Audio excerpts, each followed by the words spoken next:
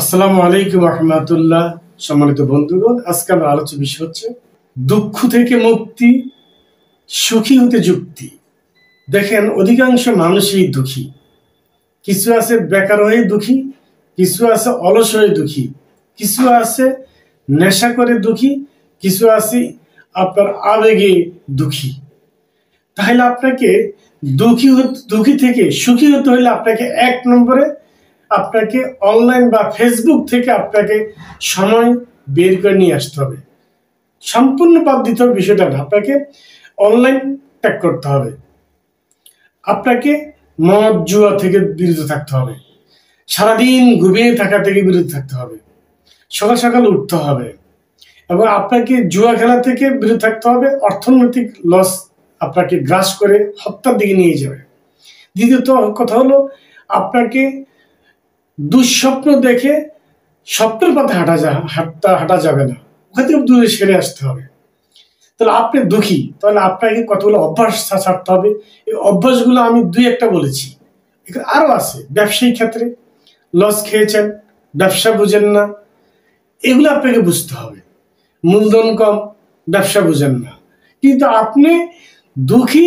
আপনাকে বদ অভ্যাসগুলো আগে ছাড়তে হবে।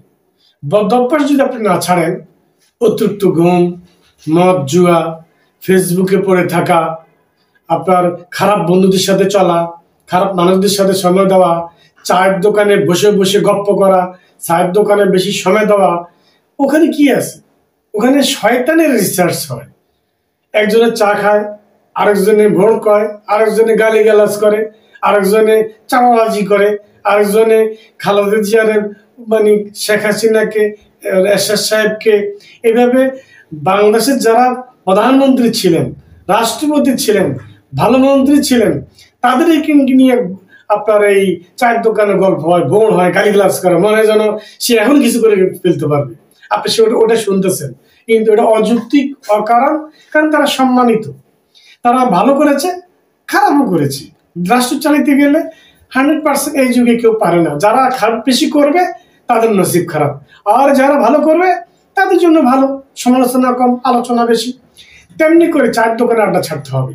অযথা বন্ধুদের সাথে ফোনে কথা বলা যাবে না। মোবাইল সেটিংয়ে আপনার যে সময় দিচ্ছেন কাজের প্রয়োজন মনে করি, ওটা ভুল। আপনার ওগুলো থেকে আসতে হবে। কিছু নেশা আছে, আপনি দুর্বৃত্ত না করলে আপনি সুখ চোখে দেখবেন না। বর্তমান সময়ের দাম বেশি, অর্থাৎ সময়কে মূল্যায়ন করতে হবে।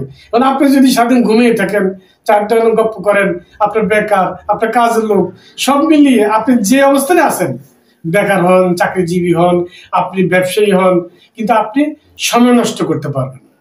যদি করেন তাহলে আপনার দুঃখ জীবনও যাবে না, সুখ চোখে দেখবেন না। অতএব আপনাকে বদ অভ্যাস ছাড়লেই আপনি সুখী হবেন। আপনার সময়টুকু আপনি ভালো পরিকল্পনা করে আপনি হাঁটতে থাকেন।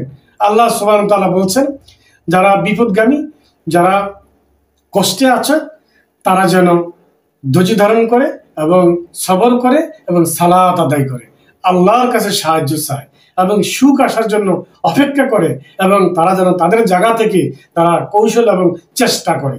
আসসালামু আলাইকুম ওয়া রাহমাতুল্লাহি ওয়া বারাকাতুহু।